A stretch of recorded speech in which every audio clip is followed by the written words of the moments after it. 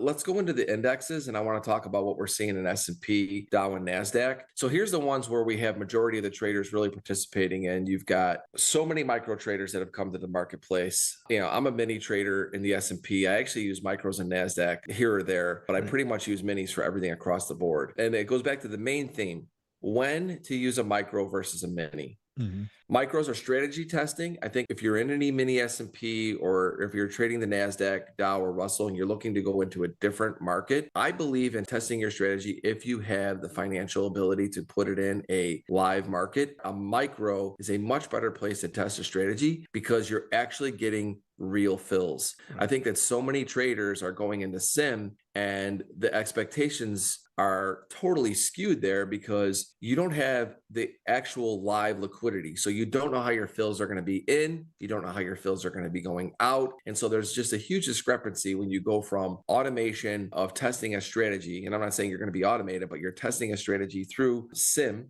and then you're moving it to live.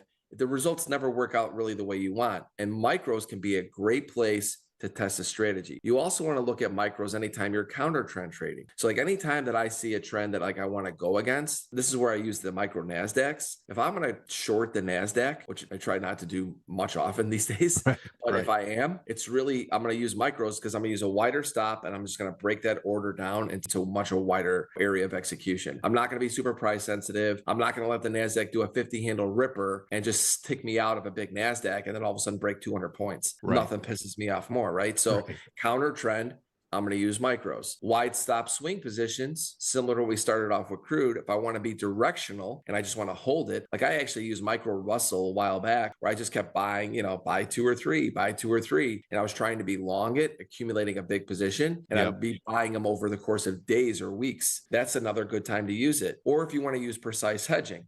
If you're long, a bunch of stocks right now and you wanted to short NASDAQ or S&P against that primary trend, a micro allows you for precise hedging. You can hedge using a very small amount. You almost are using it in some ways like an option, but you're just doing it in a way where you're using a future and using a smaller product. And so that's really the way that I lay it out. And then the minis, depending on the market environment for day traders, this is where I think the mistake is made, Tom. I think that too many traders, they come off of either sim or micros, they start there and they stay in the micro side of things. And what happens is that I go back to it. They're over trading the trade. The micros biggest, I wouldn't say it's not a negative, but the biggest thing that holds traders back from that stay in micros is they overtrade, period.